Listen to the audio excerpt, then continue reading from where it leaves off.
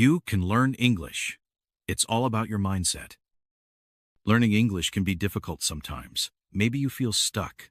Maybe you think, I'm not good at learning languages. Maybe you even wonder if you have the talent for it. This is normal. Many people feel like this when they are learning something new. But what if I told you there are two ways to think about learning English? Some people think that learning a language is like being good at a sport or good at music. Some people believe you are born with a special ability for languages. You either have it or you don't. This is called a fixed mindset. People with a fixed mindset think that your ability is something that you cannot really change. But there's another way to think about it. It's called the growth mindset. This is when you believe that you can improve your English. You can get better with effort, the right strategies, and with help from others. You can learn from your mistakes, and you can learn to enjoy the challenge. I, myself, used to think I was not good at drawing. I thought that I did not have the talent, but then I learned that I could draw a lot better by changing my approach. I realized that even things I thought were not possible could become easier and better if I only believed it and took the steps for progress. This book will show you how to use a growth mindset to help you learn English. You will learn how to enjoy the challenges, use good learning methods, and never give up. You will learn that you can improve your English skills with time and effort. You will learn that learning English is not a test. It is a journey of growth. Are you ready to start? Let's begin. Chapter 1. The Power of Yet. Learning English can be difficult sometimes, but there is something important you need to know. Your language skills, as well as any skills, are not fixed. What does this mean? It is not something that you are born with, like the color of your eyes or your height. There are two ways to think about learning English. Let's call them fixed and growth mindsets. If you have a fixed mindset, you believe that you are born with a certain amount of language ability, and nothing can change that. You think, if I'm not good at English now, I'll never be good at English. And to worsen things, you might see some very fluent learners and think that some people are simply natural language learners, and that you are not one of them. If you make a mistake in English, you might feel very bad and think, well, you see, I told you that I'm not good at this. It's easy to feel discouraged when you see other people speaking more fluently than you. You might want to give up. But there is another way. You can choose a growth mindset. This means that you believe that you can improve your English.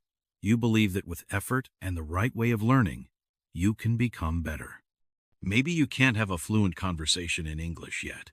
Maybe you don't understand every word in a movie yet. Maybe you still make mistakes. Yet, notice the important word here, yet. With a growth mindset, you know that you can improve. You know you can learn new things, little by little. You focus on your progress, not on your current level. You don't compare yourself with other people, but with who you were yesterday. You see every challenge as an opportunity to learn.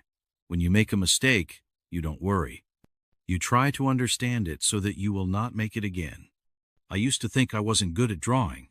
I tried to draw, and it never looked good. I said to myself, I'm just not good at drawing. But then I learned about the growth mindset.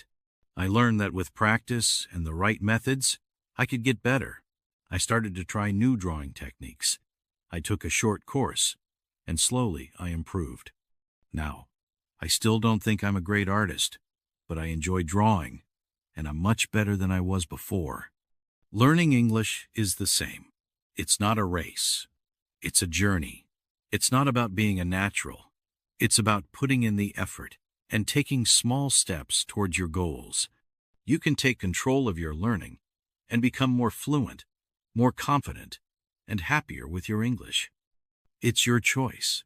You can choose the fixed mindset and let your fears hold you back. Or you can choose the growth mindset, embrace learning, and take control of your English journey. Your turn. Apply the yet. Think about it. What do you say when you get something wrong in English? Do you blame yourself? Do you think, I'm just not good at this? Or do you try to find out why it happened and plan how to do better? Now it is your turn. Take pen and paper or open your favorite note-taking app on your phone. or just go to the comments of this video down below. Be my guest. Write down 3 things you can't do in English yet. Maybe you can't understand a movie without subtitles yet. Maybe you can't write a formal email in English yet. Now, write down one small step you can take today to move closer to each of those goals. For example, I will watch a short video with subtitles, or I will practice writing a greeting for a formal email. Remember the word yet, and you'll already be starting to think in a different way. Chapter 2. Accepting Mistakes. Your Path to Progress. Okay, let's talk about something that can feel a little scary. Making mistakes. When you are learning English, it can be hard to say words wrong or to write sentences that don't make sense. It's normal to want to be perfect, but trying to be perfect is not a good idea. You see, mistakes are not a sign that you are not good at English. They are actually a sign that you are learning. Think about a baby learning to walk. They don't walk perfectly the first time. They fall, they wobble, and sometimes they even bump their heads. But they never think, "Oh no, walking is too hard for me. I'll just stay sitting." No, they keep trying. They learn from each fall, and they get better and better until one day they are walking all over the place. And you know, I think there is a very big chance you yourself were a baby before as well. So it kind of proves that you can learn from your mistakes. Even if some of us still trip over our own feet occasionally. Learning English is the same. Your mistakes are like those falls. They are small problems that give you a clue on how to do it better next time. For example, maybe you're trying to say, "I went to the shop yesterday," but you say, "I go to the shop yesterday." It's not a big problem. You can learn that go should be went in this situation. It's just one small step on your English learning path. Perhaps you write, "I like eat pizza." Maybe your teacher will say, "Remember to say to eat or eating, not just eat." Now you know, these mistakes aren't bad. They are important for your English to grow. When you see that you have made a mistake, don't feel bad. Say, "Okay, what can I learn?" And try again. Every time you try again, your English gets a little bit better. You will be surprised how quickly things get easier when you stop feeling bad about mistakes. Remember this. Everyone makes mistakes. Even people who speak English very well make mistakes sometimes. Mistakes are not failures. They are valuable feedback that shows you what you need to work on. Mistakes help you learn. If you don't make mistakes, you will not know how to improve. So, how can you make peace with your mistakes? How can you really embrace them? Activity. My Mistakes Journal. Think about it. Think about a recent time you made a mistake in English. Maybe you made a pronunciation mistake, used a word wrong, or made a grammar error. Write it down. Write down the mistake you made. Don't worry about how you made it. Just write what it was. Analyze it. Now, try to answer these questions. What did you learn from this mistake? What can you do to avoid making the same mistake in the future? Celebrate. Pat yourself on the back for having learned something new. Keep it up. Keep a record of your mistakes. When you look back, you will be amazed at how much you have grown. Remember, you can learn English. Mistakes aren't a sign that you are a failure. They are just a signal that you are moving forward. So be kind to yourself. Keep learning and keep growing.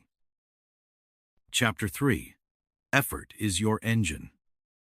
Okay, so now you understand the difference between the fixed mindset and the growth mindset. You know that believing you have a talent is a fixed mindset idea.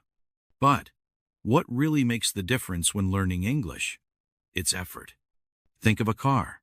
A car might have a great engine, but it won't go anywhere without fuel. Effort is like the fuel for learning English. If you want to go far, you need to put in the effort. What is effort? Effort is when you practice. This means using your English skills. Maybe you write emails to friends. Maybe you read English articles. Maybe you listen to a podcast in English. You try. Focus. When you practice, you pay attention. You don't get distracted. You work with focus. Persist. Learning English is not always easy. Sometimes you have a bad day. Maybe you forget words or make many mistakes. But you don't stop. You try again. Real people, real effort. Let's meet two students, Anna and Bella, who are learning English. Anna's story. Anna thinks, I'm not naturally good at languages. Maybe I just can't learn English. She does the minimum work when she has to. When she faces a difficult new concept, she feels bad and gives up easily. Bella's story. Bella thinks, I can improve my English with hard work.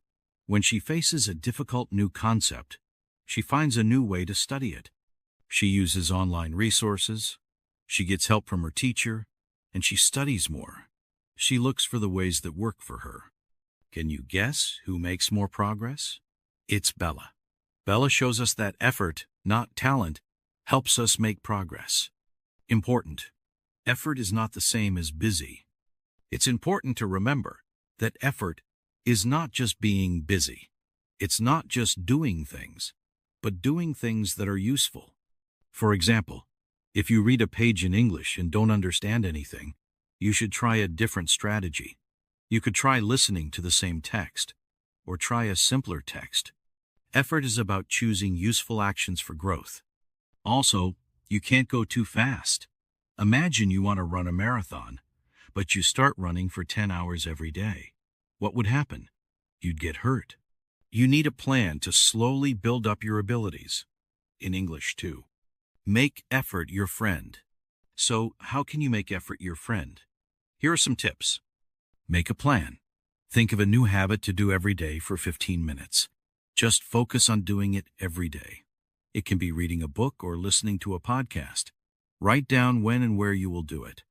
For example, every day at 7 a.m. I will listen to a 15-minute podcast in my kitchen. Pay attention. Don't just do the habit.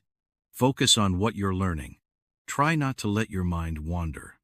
For example, when you are reading, notice new words. Try to understand grammar structures and read in a good, quiet place. Don't give up. If it is difficult, remember that learning takes time. Look for new strategies and try again and again. Have fun. Learning should be enjoyable. When it's enjoyable, it's easier to keep up the effort. Do things that make learning fun. Remember, effort is the fuel for your English learning engine. Put in the fuel, and your engine will go. Your turn to act. Think about a time when you put in a lot of effort and achieved something you were proud of. What did it take? What did you learn? Choose one small step you can take today to practice your English with focus and persistence. It could be watching a short video in English or trying to use new vocabulary in a conversation. Plan when, where, and how you will do it. Share your plan with a friend or on a language learning forum. Let them help you stay on track. Remember, there are many ways to learn a language. You just need to find what works for you. Chapter 4. Finding your strategies. What works best for you? You've learned that effort is key to improving your English. But here's a secret. Effort is even more powerful when you use it in the right way.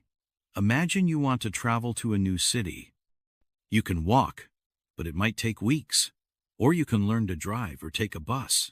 They might be more effective and get you there much faster. It's similar with learning English.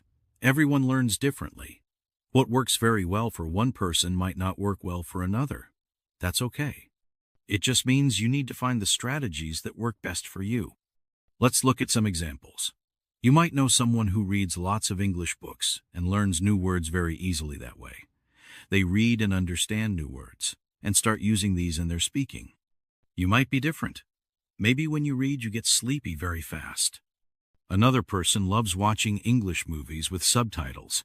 They listen to how people speak and pick up new words. You might find this very hard, and the subtitles are difficult to read at the same time as listening. So what do? You try different things to find the right learning strategies. Sarah's story. Sarah wanted to practice speaking English. She decided to join an online language exchange, but she was very nervous.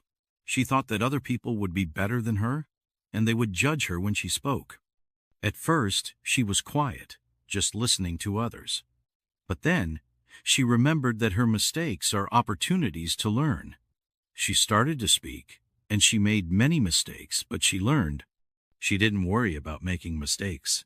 She enjoyed the conversation, and she made new friends who helped her with her English. What was her strategy? Sarah realized that language exchange was a useful way to practice for her. She didn't just do the first thing she tried, but she kept trying until she found something useful. What can you do? Don't just do the same thing. If it doesn't work, and don't give up. Experiment. Try different methods. Watch movies with subtitles. Listen to English podcasts. Use a language app. Practice writing in a journal. Ask others. What strategies do other English learners use? Maybe your teacher or classmates have found something that works well. Reflect.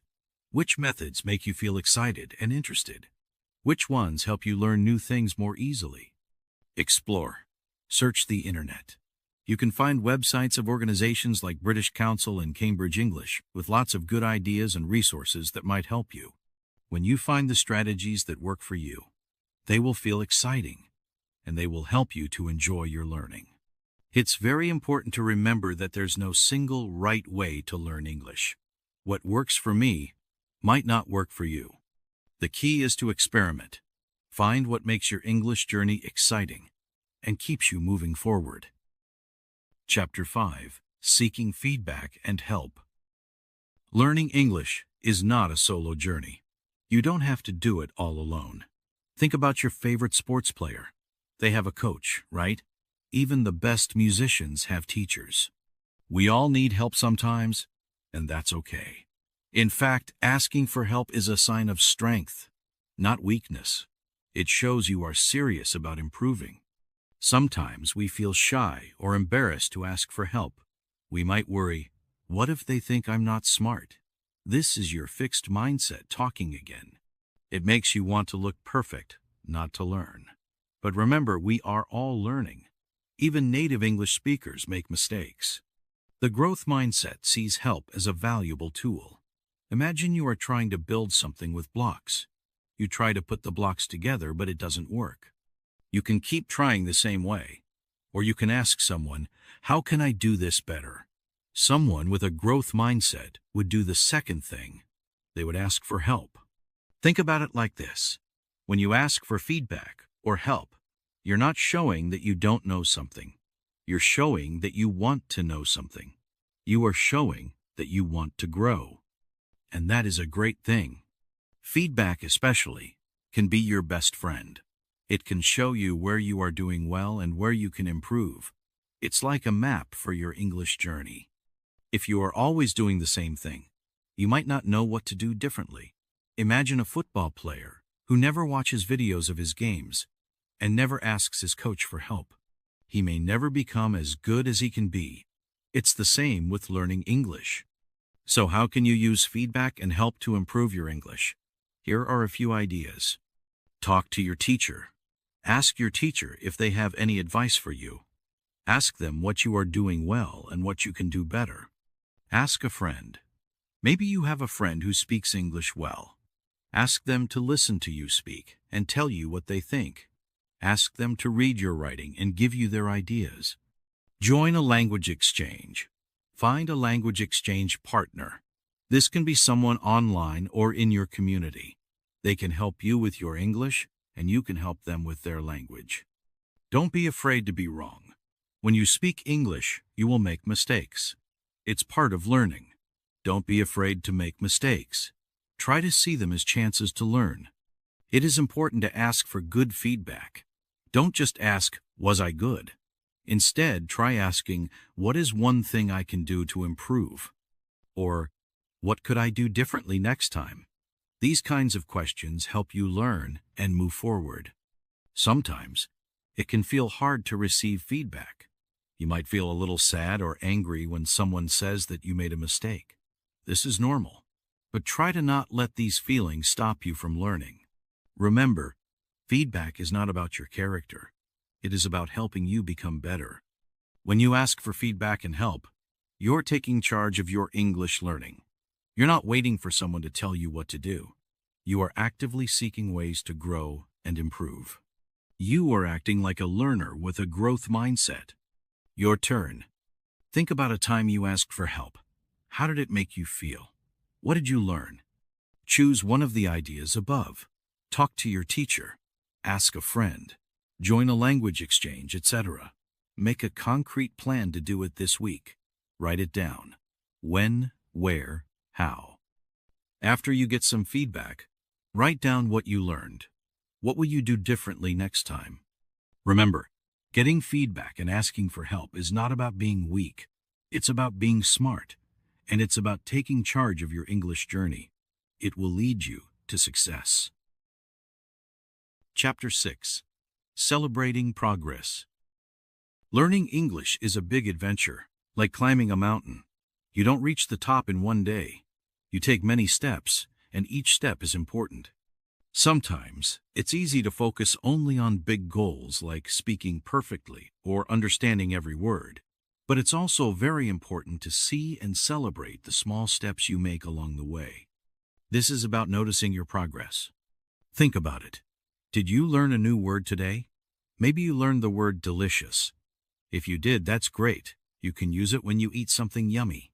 Or maybe you had a short conversation in English, even if it was just to say hello to a neighbor.